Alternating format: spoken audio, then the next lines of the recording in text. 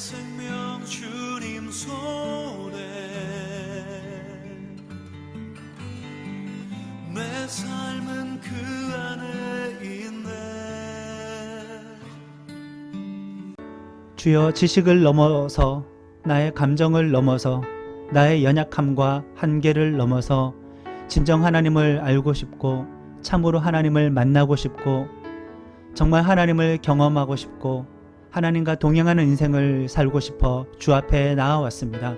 부족한 믿음, 연약한 지식, 한계가 많은 약한 모습 가지고 주 앞에 나아왔으나 하나님의 은혜로 우리를 붙잡아 주시기를 원합니다. 나에게 임하여 주셔서 나의 삶이 나의 것이 아니라 주의 것 되기를 원하오니 하나님의 거룩한 임재 속에 살며 영원히 주와 동행하며 삶의 예배를 드릴 수 있는 우리 모두가 되어 줄 수 있도록 인도하여 주시옵소서. 주의 영광 앞에 잠잠해 주의 빛 비치네. 주 달리신 십자가를 내다볼 때 주님의 잠이 내 마음을 겸손케 해. 하나님은 성만찬을 통해 우리를 예수님과 일치시키고 싶어 하십니다. 피와 살을 상징하는 포도주와 떡을 통해서 우리는 삶의 모든 순간 예수님을 기억하게 됩니다. 떡과 포도주가 우리 안으로 들어오게 될 때 예수님이 우리 안에 계심을 다시 한번 확인하고 고백하게 됩니다. 그리고 2000년 전 십자가 사건이 성찬을 통하여 오늘 내 안에 이루어진 살아있는 사건으로 우리는 경험하고 고백하게 됩니다. 각 가정에서 준비한 성찬에 참여하시겠습니다.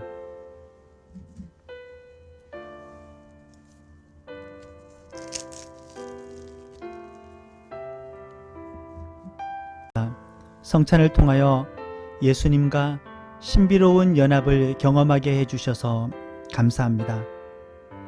이제 우리가 예수님의 사람인 것을 고백합니다. 하나님의 자녀인 것을 인정합니다.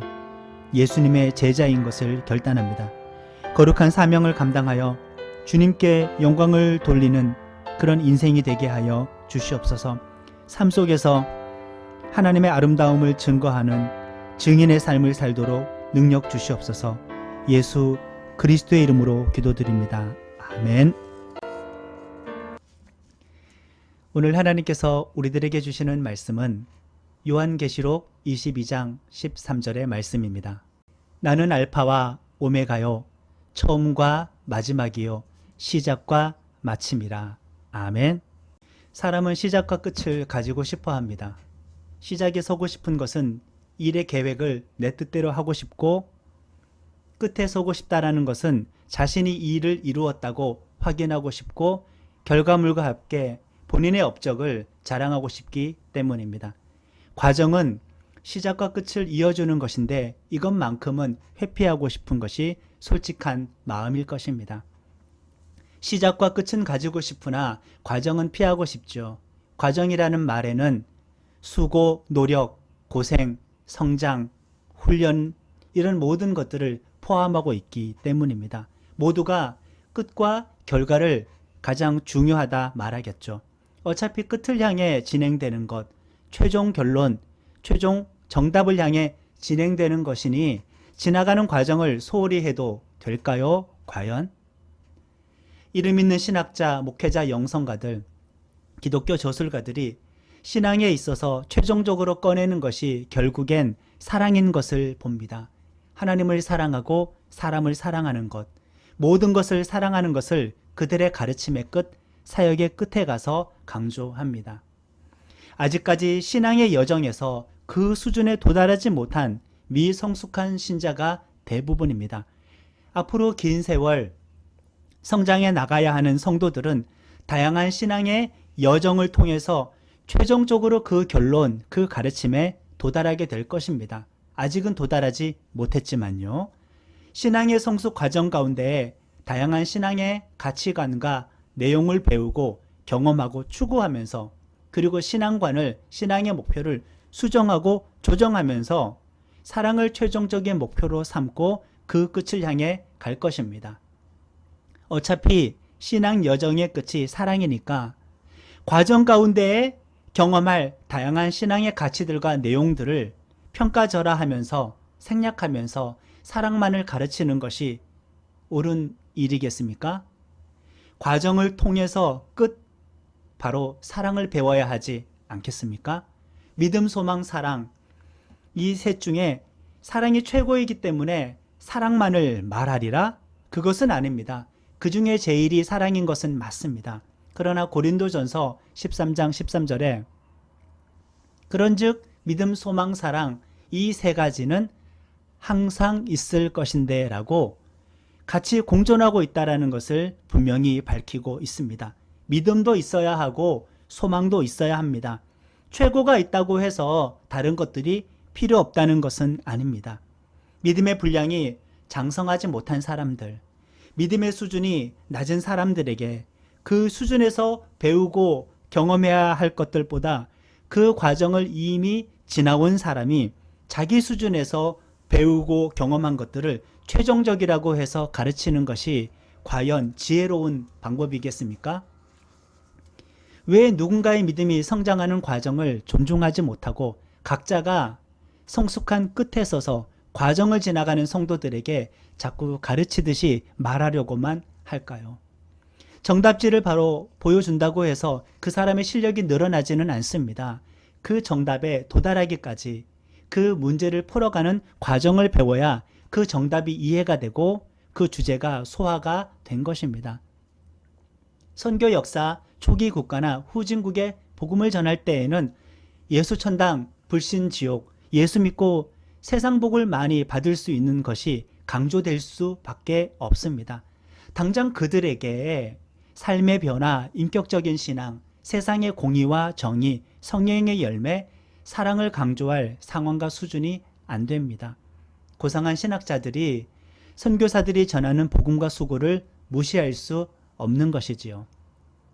가끔 특출난 영재가 초등학교 저학년 이전에 몇 개 국어를 하거나 대학 전공자들이나 풀만한 수학 문제, 과학 문제를 풀어서 사람들을 놀래킵니다. 사람들의 관심을 한몸에 받고 바로 대학에 입학했다는 소식을 들은 기억이 있습니다. 어차피 대학에 갈 거니까 초등학교, 중학교, 고등학교를 건너뛰어 바로 입학을 시킵니다. 이 아이의 인생에서 또래 아이들과 어울리며 그 시기에 경험할 인생을 건너뛰게 만들었습니다. 결국 나중에는 어떻게 됩니까? 원래의 시간을 따라온 실력자들과 비슷해지거나 역전이 됩니다. 그런데 그 아이는 학창생활이라는 과정을 경험하지 못해서 마음과 정신, 그의 기억에 공백을 가지고 있는 어른아이가 되어서 어린 시절에 대한 보상을 어른이 되어서 받으려고 아이의 취미를 가지게 됩니다. 연예계 아이돌 중에서 그런 어른아이가 많지요. 초등생 시절부터 연습생으로 청소년기를 다 보내고 일찍부터 어른들의 옷, 어른들의 화장, 어른들의 문화를 경험하고 동심의 공백을 가지고 어른이 됩니다. 지극히 평범하고 일반적인 어린 시절의 삶을 살지 못해서 그럴까요?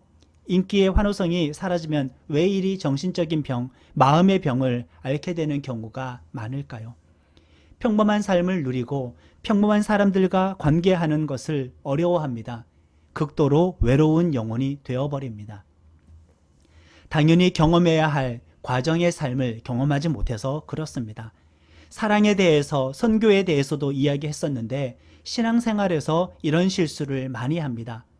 기복주의 신앙에서 십자가 신앙, 부활 신앙으로 성숙해 나갑니다. 십자가 신앙, 부활 신앙에 도달한 성도들이, 초신자들이 믿음이 약한 자들이 가지고 있는 기복주의 신앙을 틀렸다고 지적하며 기복주의 신앙을 싹 지워버리고 뜯어 고치려고 합니다. 맞다고 할 수 있나요? 성경에 기복주의 신앙이 분명히 있습니다. 성령의 은사 신앙에서 성령의 열매 신앙으로 성숙한 성도들이 성령의 은사를 무시하고 성령의 열매와 하나님과 인격적인 관계만을 강조하는 것이 옳은 일일까요? 성령의 은사도 인정하고 성령의 열매와 하나님과 인격적인 관계도 같이 인정하고 제시해야 하는 것이 옳지 않겠습니까? 성령의 능력 사역, 성령 체험 사역에서 말씀 사역으로 나아갑니다. 어차피 말씀 사역으로 나아갈 거니까 성령의 능력 사역, 성령의 체험 사역을 미성숙한 것으로, 유치한 것으로 여기고 생략해야 되겠습니까? 그것들도 배워서 알고 경험하는 과정을 거치고 동시에 말씀 사역으로 나아가야 하지 않겠습니까? 체험이 없이 바로 말씀 사역만 강조하게 되면 기독교 신앙을 지적인 것으로 오해할 수밖에 없지 않을까요? 다 필요해서 그 과정을 거치는 것이며 하나님께서 그것을 경험하게 하십니다. 그렇기 때문에 내가 볼 때 믿음이 약한 사람들의 영적인 수준을 보고 답답해야 할 노릇은 아닙니다. 영적인 낭비가 아닌 것입니다. 믿음이 성숙하고 강한 자는 지나온 과정을 생략하고 무시하면서 최종적인 정답, 결론만을 가르치지 않고 그 과정들을 지나오도록 가르쳐야 합니다. 그 과정에 머물고 안주하는 것은 바람직하지 않지만은 그 과정을 배제하는 것은 성경의 가르침에서 상당 부분을 빼겠다는 것이지요. 바울은 분명 믿음이 성숙한 사람입니다. 성경 지식에 있어서도 그렇고 영적인 지식, 영적인 체험에 있어서도 그렇고 능력에 있어서도 정점에 도달한 사람이라고 말을 할 수 있습니다. 고린도전서 8장은 우상의 제물을 먹는 문제들을 다루고 있어요. 고린도 시중에 유통되는 고기의 상당 부분은 신전에 바쳐졌던 것입니다. 바울의 신앙 지식과 영적인 수준으로는 그 고기를 먹는 것이 아무런 문제가 되지 않았습니다. 왜요? 음식은 음식일 뿐이니까요. 그런데 믿음이 약한 사람들은 그 고기를 먹는 것은, 그 제사 음식을 먹는 것을 우상 숭배의 죄를 짓는 것이라고 생각하고 먹지 않으려고 했다는 것이지요. 정점에 있는 사람이 과정에 있는 성도들을 어떻게 대했을까요? 고린도전서 8장 13절의 말씀을 같이 읽습니다. 그러므로 만일 음식이 내 형제를 실족하게 한다면 나는 영원히 고기를 먹지 아니하여 내 형제를 실족하지 않게 하리라. 아멘. 과정을 지나온 사람이 그 과정 가운데 있는 사람을 본인 기준으로 가르치고 뜯어 고치려고 하지 않고 맞춰줬다는 겁니다. 물론 앞으로 가르쳐야 하겠지요. 창세기 1장에 하나님이 천지를 창조하시고 모든 생명체를 창조하시고 인간을 창조하신 내용이 나옵니다. 여기 하루가 오늘날 우리들의 24시간 그 하루는 아닙니다. 일단 성경은 과학책이 아닙니다. 문자 그대로 이해해야 할 역사책도 아닙니다. 신학적인 언어, 신앙적인 언어입니다. 그리고 하나님의 시간 개념과 사람의 시간 개념이 동일한 것은 아닙니다. 물론 하나님은 문자 그대로 하루에 그 종류의 생명체를 창조하실 수 있는 전능한 분이신 것은 맞습니다. 하루하루가 어떤 하루냐? 그것은 단호하게 이야기할 수 없어도 우리가 창조 기사를 통하여 명확하게 알 수 있는 것은 하나님이 최종적으로 사람을 창조하기 전에 뚜렷이 구분되는 단계 시간별로 각각의 종류의 생명체를 창조하셨다는 사실입니다. 그것을 압축적으로, 비유적으로, 상징적으로, 신앙적인 언어로 창세기 1장과 2장에 기록해 놓은 것이지요. 인간이 창조된 것은 이런 일련의 다른 생명체들이 질서 있게 창조된 다음 창조의 끝에 나왔다는 사실입니다. 창세기 2장에서 하나님이 흙으로 사람을 만들고 생기를 불어 넣으셨다는 것은 땅의 성분으로 사람이 창조되었다는 것입니다. 창세기 1장에서 요약한 대로 일련의 과정이 이미 다 포함이 되어 있는 2장의 인간 창조 내용입니다. 그런데 우리는 그 과정이 없이 그 과정을 이해하지 못하고 모르고 한순간의 진흙으로 도자기를 빚듯이 사람을 만들었다고 어린아이들을 가르칩니다. 이솝 우화, 동화처럼 창조를 가르칩니다. 초등학교 저학년까지만 통하는 그런 성경 해석을 가르칩니다. 청소년기, 청년기 때에 믿음에서 많이 떨어져 나가는 성경 해석이지 않습니까? 이렇게 인간이라는 존재 자체가 과정에서 등장했다는 사실이지요. 인간의 성장도 과정이 중요합니다. 신앙생활도 과정이 아주 많이 중요합니다. 그런데 우리들은 시작과 끝에 집중하고 주목합니다. 그 영역을 컨트롤하고 싶어 합니다. 특별히 끝, 결과, 결말에 집중하려고 합니다. 사실 우리 중에 끝에 이른 사람 아무도 없습니다. 바울도 마찬가지입니다. 아무리 믿음이 성숙한 사람이라고 해도 그도 결국에는 과정 가운데 있는 것입니다. 정점에 도달할 수가 없어요. 완전한 결론, 정답에 우리는 도착할 수가 없습니다. 고린도전서 13장 12절입니다. 같이 읽습니다. 우리가 지금은 거울로 보는 것 같이 희미하나 그때에는 얼굴과 얼굴을 대하여 볼 것이요. 지금은 내가 부분적으로 아나 그때에는 주께서 나를 아신 것 같이 내가 온전히 알리라. 아멘. 믿음, 소망, 사랑 중에서 최고가 사랑인 것을 깨달아 안 바울조차도 본인의 신앙적인 깨달음과 지식을 끝과 완성이 아니라 부분으로 인식했습니다. 과정으로 인식했습니다. 그러니 우리 모두는 과정 가운데 서 있는 사람일 수밖에 없습니다. 예수님의 복음은 하나님의 나라를 전합니다. 하나님의 나라가 시작이 되었습니다. 하나님의 나라가 완성이 되었을까요? 아직 예수님이 재림하지 않았으니 하나님의 나라가 완성된 것은 아닙니다. 예수님이 재림하셔서 하나님의 나라, 우리의 구원과 영생, 부활의 몸이 완벽하게 완성이 되는 겁니다. 그러니 완성과 끝은 예수님의 영역입니다. 우리는 현재 예수님의 초림과 재림 사이를 살고 있습니다. 하나님의 나라를 시작하시고 하나님의 나라를 완성하실 분은 예수님이십니다. 시작과 끝은 하나님의 고유의 영역이 되는 것입니다.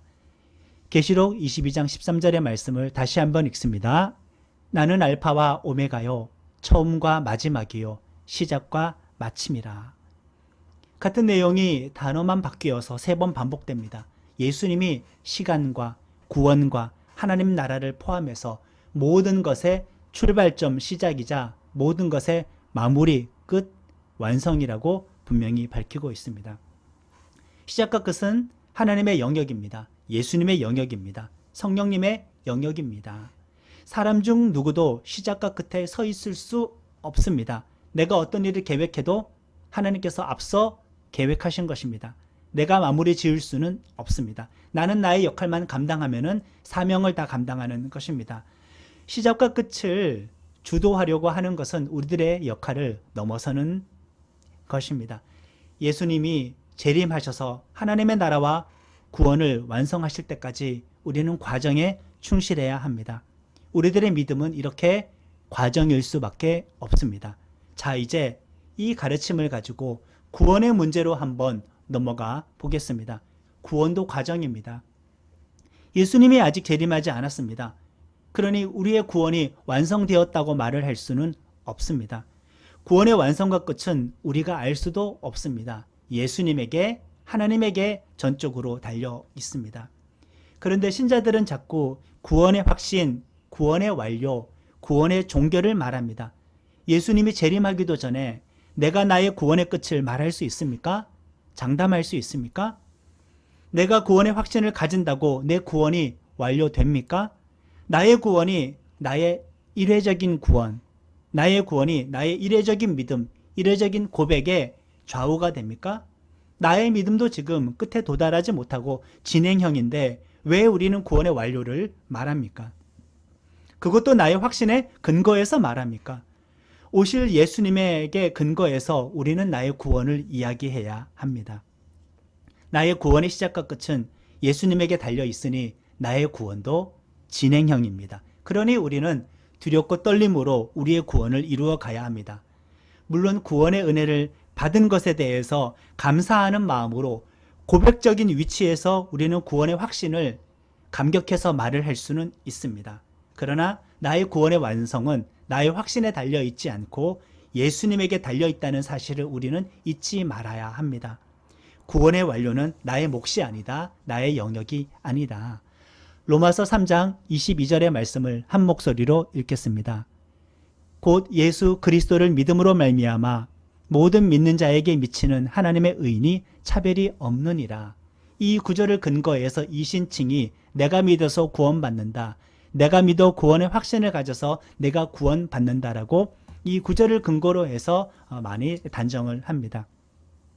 내가 예수를 믿어서 구원을 받는다. 그런데 로마서 곳곳의 예수 그리스도를 믿음으로라는 이 표현은 문법적으로 예수 그리스도의 믿음으로, 예수 그리스도의 신실함으로도 번역과 해석이 가능합니다.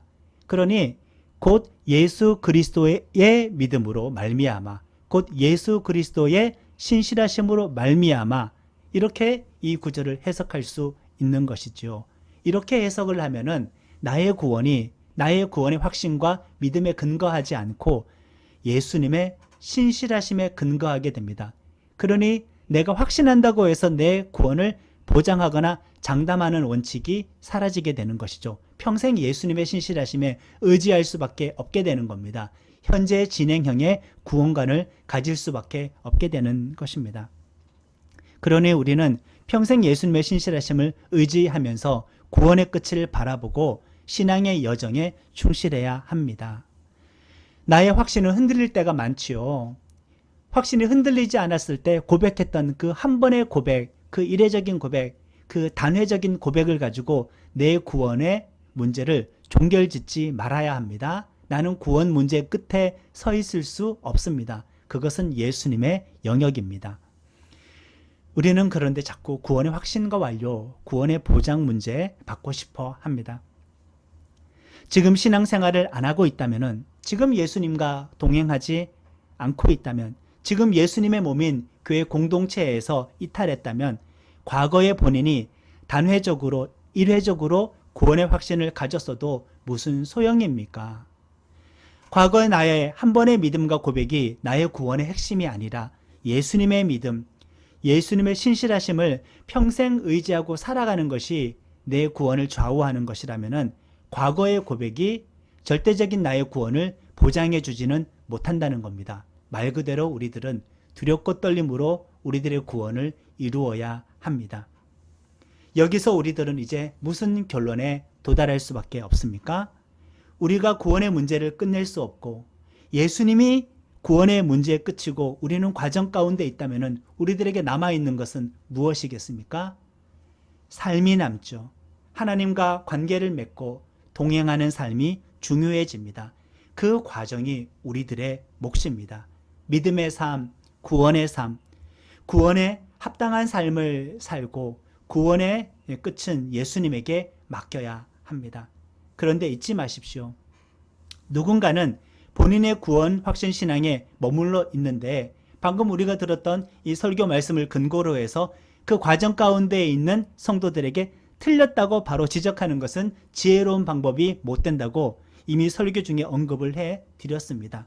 그들은 그 믿음의 과정과 수준을 지금 거치고 있는 것이기 때문에 우리는 지혜로운 방법으로 그들의 구원관에 대해서 성숙하게 새로운 배움을 받을 수 있도록 이끌어야 할 것입니다. 나는 교회 성도들, 시작과 끝은 하나님의 영역에 맡기고 삶이라는 과정 가운데에 평생 예수님과 동행하기를, 구원을 이루어 가시기를 예수님의 이름으로 축원합니다. 주신 말씀을 생각하고 결단기도 하시겠습니다. 하늘에 나는 새로 주 손길 넓으시네 온 땅에 충만한 주 사랑으로 살아계셔서 역사하시는 하나님 아버지, 시작과 끝은 나의 영역이 아니라 하나님의 영역인 것을 인정합니다. 시작을 좌우하여 하나님의 계획보다 나의 계획을 앞세우지 않게 하소서. 끝에 주목하여 일의 결과를 내가 마무리 지으려는 교만에 빠지지 않게 하옵소서.